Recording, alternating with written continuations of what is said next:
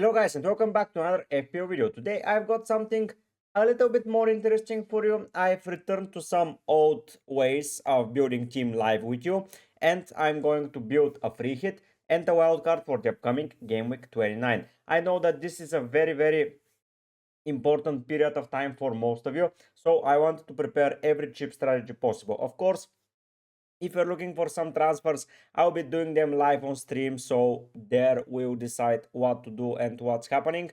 But for now, I want to build a free hit and a wildcard video. So we are starting with the free hit. So this is the free hit section and it starts right now. In game week 29 are Everton versus West Ham, Ipswich versus Forest, City versus Brighton, Southampton versus Wolves, Bournemouth versus Brentford, Arsenal, Chelsea, Fulham, Spurs, and Leicester, Manchester United. Here the focus for now will be the captaincy option. And if I'm on a free hit part of the team, of course, the captain is going to be none other than Erling Haaland. I think that starting with the captaincy does its job. You get the captain as early as possible and you know the budget and you know what you need to do with it. Next up, we are going to take a look at more players to add into the frame. So City are facing Brighton. Yes, it's not that easy of a fixture, but Haaland is Haaland and I think he will deliver as they have nothing else to fight for. Then moving into a fixture from Ipswich versus Nottingham Forest, I think this is the fixture where I will target a lot of players from, because I think Forest is defeating Ipswich, and in that sense I will return Chris Wood because I think he is the second best option for captaincy, so who is going to be the vice captain. And if you cannot afford Chris Wood, I think that he is a Haaland, sorry, Chris Wood can be your captain. The next option here that I will go for is Sales, because I think that he is the best keeper. He's the keeper from Nottingham Forest, keeping clean sheet left, right, and center. Even if he concedes some goals, he is doing quite well of getting some saves. Yeah, there is a 0-pointer here, but 8, 6, 3, 8, 9, 6, 8, 7. They're keeping clean sheets left, right, and center. And last time against Ipswich, they defeated them 1-0. So I believe something of the same sort will happen on Saturday for the Forest versus fixture. Now, we've concluded the fourth selection from Ipswich, from Forest, sorry, and the goalkeeper selection. Now, let's move into defense. Let's not move into defense. Let's get target player that I want for sure. So there is a player from Manchester United that I want for sure, because that's going to be quite an easy fixture for them in my eyes. Then looking at Brentford and Bournemouth, I see a lot of goals potential, so I will be going for some players here, and I will immediately return the mentioned guys. Kluivert and Mbeumo are returning into the frame, and Bruno Fernandes joins the team as another option to do it. So Kluivert on penalties, he has been in quite some form, 10, 5, 5, 13, 22. Yeah, he has been playing well. The minutes are there. He's playing at least 70, and I'm seeing a lot of potential with the form that he is in to be joining the higher numbers. Of course, he's a little bit exceeding his numbers, not by a little bit in defense and in attack, but still, I think it's quite good performance and his best season up so far. Brian Mbeumo, I think he's amazing and he is exceeding his numbers also, but not by that much. Assists are lower, goals are higher, but yeah, Mbeumo has been scoring some pretty good goals recently. Not the most explosive thing, but me going without Mbeumo on a free hit feels criminal. And then moving into Bruno Fernandes, in the last 3 weeks, he has been amazing. 1 goal, 2 assists. So 2 goals and 2 assists in the last 2 fixtures. I think it's quite well. He saved them against Everton, he saved them against Arsenal, and he did the job versus Ipswich. 2 assists, quite amazing, and a lot of bonus points being picked up as we speak. His numbers 13 and he is already with 16, so one more player that is exceeding his number. He should have scored more, so he's missing some chances, but the assists are way higher. Some are FPL assists, of course, but at the end of the day, I think Bruno Fernandes is amazing and you should consider him for your squad. Now, looking at the fixtures, I want to build defense, and looking at the defenders, so let's go and look at defenders. So we start with Trent, then it's Eina. I already own a Forest defender in sales. Then it's Munoz, and then the next one is Gabriel. Gabriel has played full 90 minutes in the UCL fixture against PSV, but there is a lot of time for him to recover, and let's not fool ourselves, he is not being benched against the likes of Chelsea. His goal threat has not been present as of recent, and the last goal he scored was against West Ham, so that was quite so far back, and he played only 45 minutes here. It could have been massive haul for him, but it didn't pay off at the end. And his earlier goals were in week 4 and 5, 111 points. I think he has more potential. He is expected to have contributed in 4 goals. He has 5 contributions, so he's around the numbers. And even though it's against Chelsea, I really do believe that Gabriel should be a very good priority for your team in the defensive department. Moving swiftly next to another defender, Milenkovic. I discussed already owning a Forest defender, but look at that. Milenkovic and Eina pretty high on the rankings. I'm very pleased with their performance this season. Virgil is blanking. Arsenal defender we have. And the next one is none other than Joshko Gvardio. This guy, I think, is going to do amazingly well. Last time he scored was against Chelsea. Before that, it was against United. But he scored against Bournemouth, Wolves, Newcastle. He has 5 goals from 6 expected returns, so he's a little bit underperforming, and City have been underperforming to say, but I think the points will come his way. And I think even if you're looking for a transfer, because Trent is first of all missing because of having a blank game week and he is injured, so yeah, Gvardio is a player that will be joining the frame without a shadow of a doubt. Moving down, we see Kerkes, who is a very strong shout. Like, he didn't keep a clean sheet in the last couple of weeks, but even without a clean sheet, he has been returning some 4 points here and there, which is more than enough if you concede a goal. But he's not a player that I will be targeting. Then you have a lot of Palace defenders. They're sneaking up. I think that they can be important moving forward. But the player that I will be going for is split between two sides, either Wolves or United. Both are not amazingly defensive wise, and both have easy fixtures. I think that United playing in Europa League, even though the fixture is in Sunday, will be more tired, so I'll be opting for Wolves, who are having a full rest, and I'll be going for none other than Ait Nouri. I see him as a great potential target. He's around 10% ownership, so he can be considered a little bit of a differential, and even if you're doing a transfer or something like that, you can keep him. And by keeping him, I think that you are going to get a lot of returns. Only one hard game against City, several bad one against Brighton, Spurs, United, but everything else, it's quite easy. It's such a shame that Cunha is not present in this year, but still, I think not this year, but around this time. But I still think that it's going very well for him.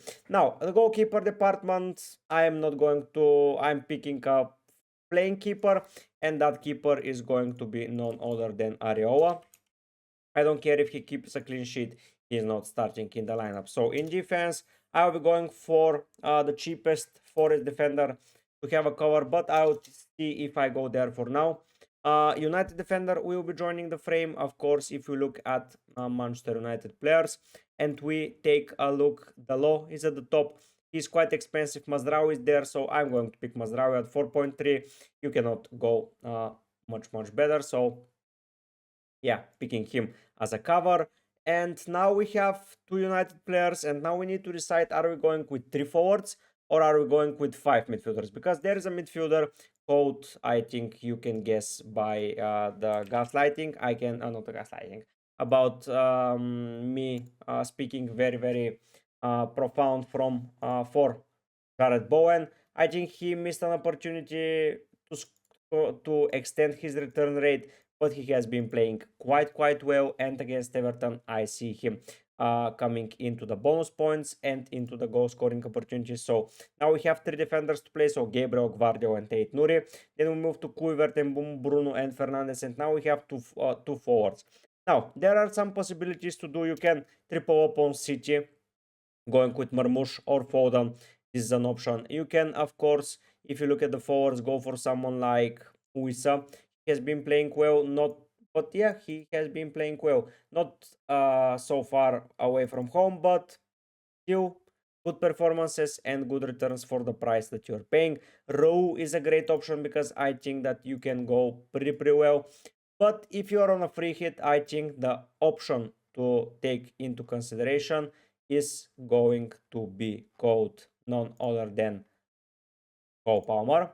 I'm returning him because if you're looking at someone to do the job for you and not hurt you in the rank because he's still owned by 55% of the game, that's quite a lot.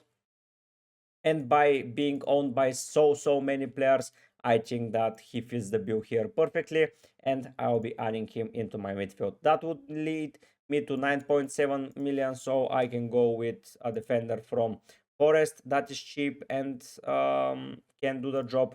So that defender is of course going to be Nick Williams. He's way below the other guys in the points section, but that's because he sometimes was rotated with Moreno, but now he has nailed down that position and he made it his.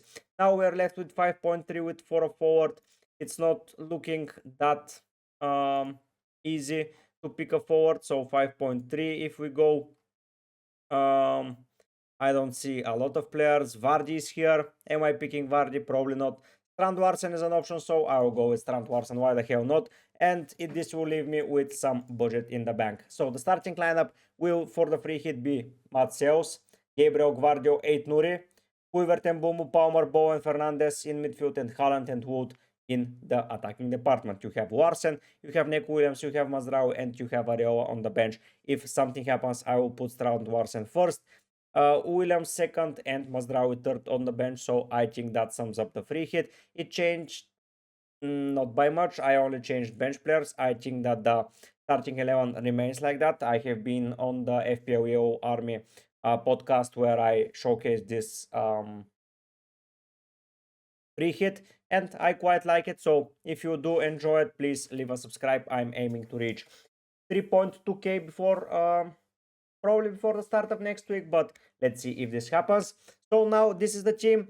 Now let's move to the wildcard section because there we will have to think way more of what to do exactly and how to sum up our team and what to prepare for in the upcoming weeks. Coming back with a clean team, now we're going to start building the wildcard team. The focus of this wildcard team is to prepare your team for the blank Gameweek 29 and then proceed forward with going with the best possible team for the upcoming weeks. Of course, you have to sacrifice some transfers along the way to prepare for the doubles that are coming. We already have one double confirmed. It is Palace versus Newcastle, but at the end of the day, it is a fixture that is having a blank in 29, so you can prepare as much for it as you can, but there is some uncertainty around it. Of course, a lot of things can change, a lot of things can happen, and a lot of damage can be done to your team during the process, but I'm starting with 102.5 million.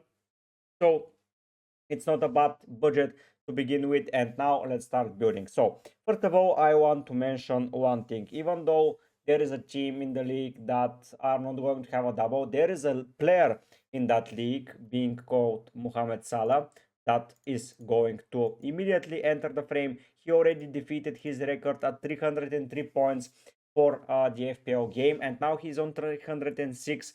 And even though he doesn't have a game this week, I think going without him is not going to be an option. It's quite scary. It can get very ropey for you because of his ownership. He is at 67%. I don't know how he's so low. But at the end of the day, performances such as 15 points, 14 points, 12 points, 13, 6, 16, 21, it's just amazing. And between them, it's 6, 8, 8. Yeah, 3 here, a blank, but come on. He blanked once in so many games. So Mohamed Salah for sure returns into the lineup. Next up, looking at captain for this week, I will start with Haaland. Of course, he still has a chance to blank in game week 34, which will give him a double week. By giving him a double week, I think that opens up a lot of opportunities. And if you still have your triple captaincy, even if you don't, Haaland is going to be an amazing option to own in the upcoming round of fixtures. Of course, they have to defeat Bournemouth and or Aston Villa need to defeat Preston in order for this to happen, but I feel quite confident in that happening. So Erling Haaland enters the frame and he will be the captaincy option for game week 29. Now, moving forward into more game week 29 must own players that I will be getting 1000%. I'm getting Chris Wood. There is zero chance me going without Wood this week. 6.3, it's a lot of money. I bought him for a very reasonable price at let me check at what I bought him. So I bought him at 6.7. So yeah, if you just are getting him, it will cost 7.3, but for now 7 million does the job in my team. Moving then swiftly into another player that I will be not starting game week 29, sorry, is Bruno Fernandes. Of course, his fixture run is turning for the worse. Forest, City, Newcastle, but he's a placeholder. He's a placeholder for a player from the double up between Newcastle and Crystal Palace. You can go for Eze, you can go for someone like Gordon, and he can be dropped down from 8.4 to the desired price. He has been in good form, facing Leicester, rising up in popularity to 15%. I mean, come on. I think it's a very easy pick to select into your team. That's a lot of money already gone from the budget. Like we started with 102.5 and now we are around 60 million. So 40 million, more than 40 million just gone in a flash. So we have to be very careful of what we do going forward and how we spread our budget.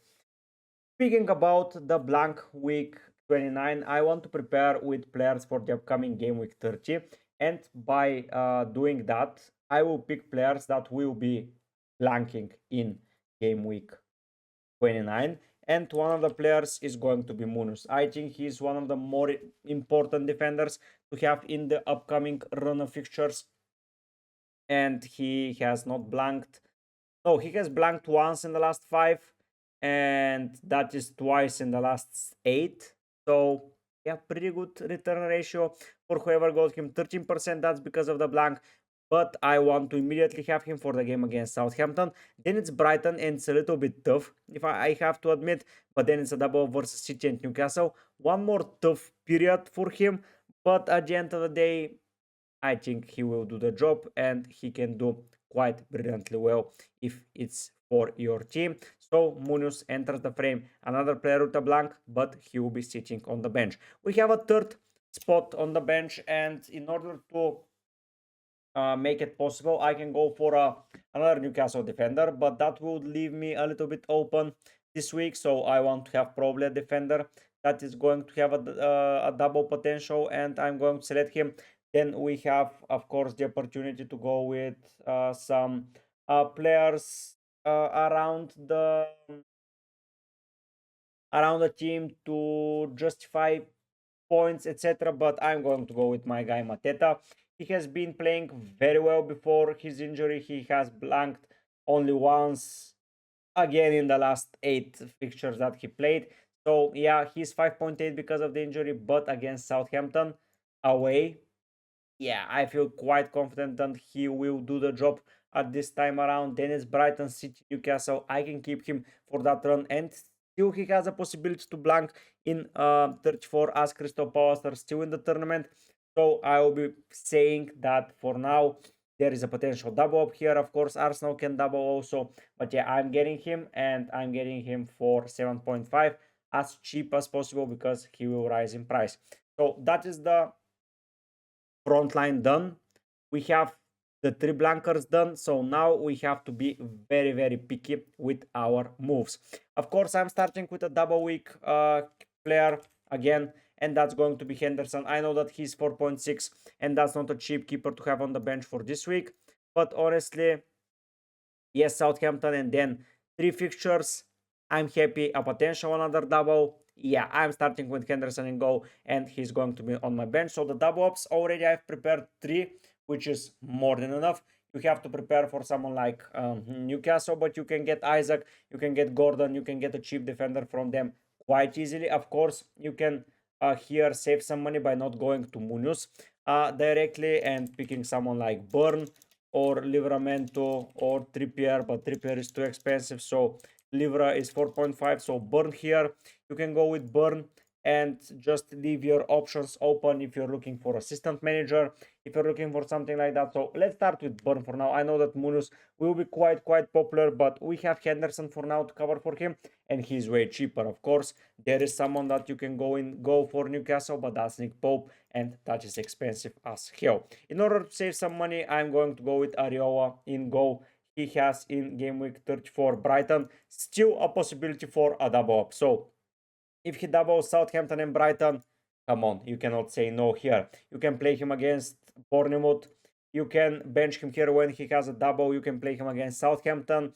If he has a double, you can bench boost and increase your chances there. Ipswich on the horizon, so I think Ariola speaks for himself, and I'll be selecting him. So now I need to increase those cheap players that enter the frame, and by doing that, I will be going, of course, for someone like Kluivert.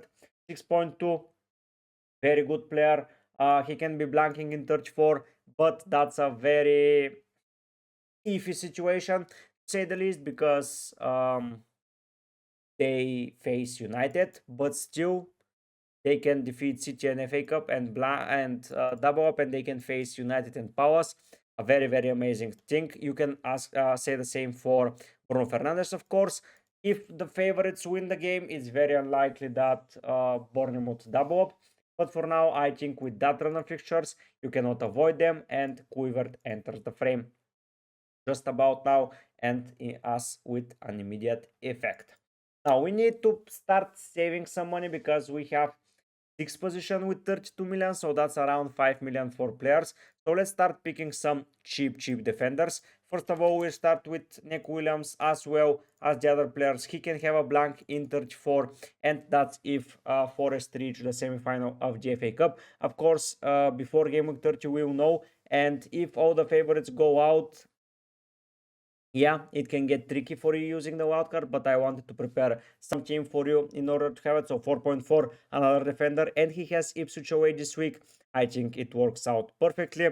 8 Nuri will be joining the frame. I think that they are not having, yes, they're not having a blank in 34, but if you're free hitting in 33 in order to put all the doublers in and you did not care about that, you can, for example, if Bournemouth go out and they face United, for example, if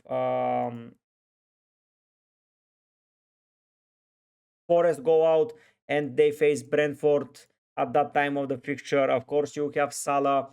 You can bench Haaland, of course, for you that you have him as a playing player this week. But someone like 8 Nuri can be utilized, and for you just to activate the free hit in 33 or in 36 in order to utilize more and more doubles, I think it does the job. Southampton, Ipswich, and Leicester in the next 6 fixtures, I think it doesn't get better than that. So 8 Nuri enters the frame. Now we need to be a little bit selective with the defenders. We can go to Kerkez, but he's 5 million, and that's quite a lot. I think that this team struggles a bit with the budget with going with so many expensive players, and imagine you have to fit in Isaac, but you get the budget from Wood to Isaac by selling Bruno to Eze or Gordon or Murphy or whoever you prefer. Here I will be going with Hoysen because I want to utilize more the defenders, and now I have 18 million to fit in a lot of players. So 3 players, that's around 6 million. Now the budget is getting better, but in order to fit in a lot of players, I will have to go for Semenyo.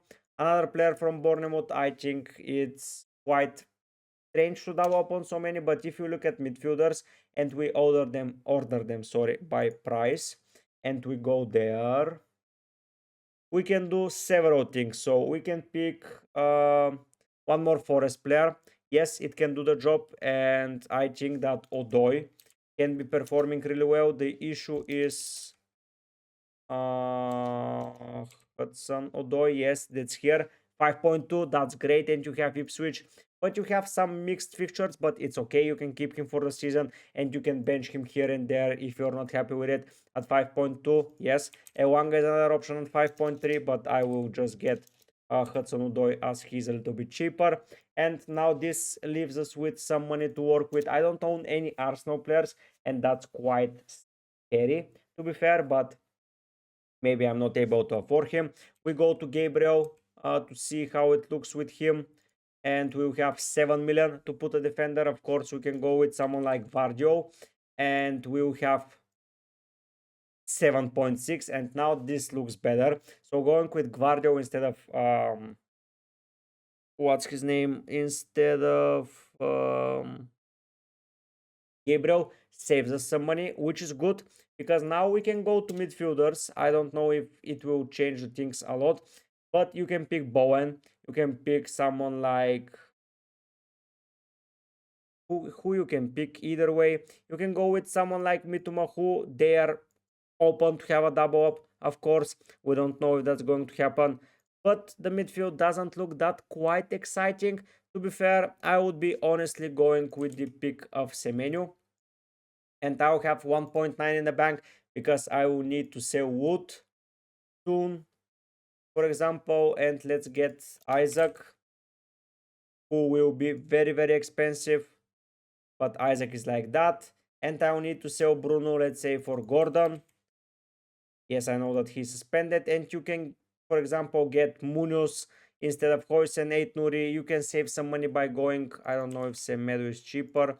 Yeah, you can go Semedo instead of 8 Nuri if you're looking for money, but if you don't need it, you can go for 8 Nuri. So yeah, I think that this team does it well. Of course, if I sell Bruno and go Gordon, I can go a little bit more expensive. I can pick, for example, a player like Gabriel or someone like that, but for now I will be reliant on players like that, Bruno, and here it's going to be, of course, Christopher Wood. And I think that sums up the wildcard team that I wanted to prepare. I don't know, I haven't seen other players wildcard team. I don't know if it's all the same for us, but at the end of the day, I really do enjoy such type of team to prepare. Let's see if you like it or not. Please mention down in the comment section. Thanks so much for watching. Thank you for being part of the community. It means the world to me. Let's see if we can push to 3.2k. I don't know if it's going to be possible, but I know that you can make everything possible. Thanks so much for watching, and I will see you soon on the deadline stream. It's going to be an amazing deadline stream. It will go on for so long, and we're going to discuss whatever you guys want to mention. Thanks so much for watching, but for now, guys, I'll be heading out. Bye.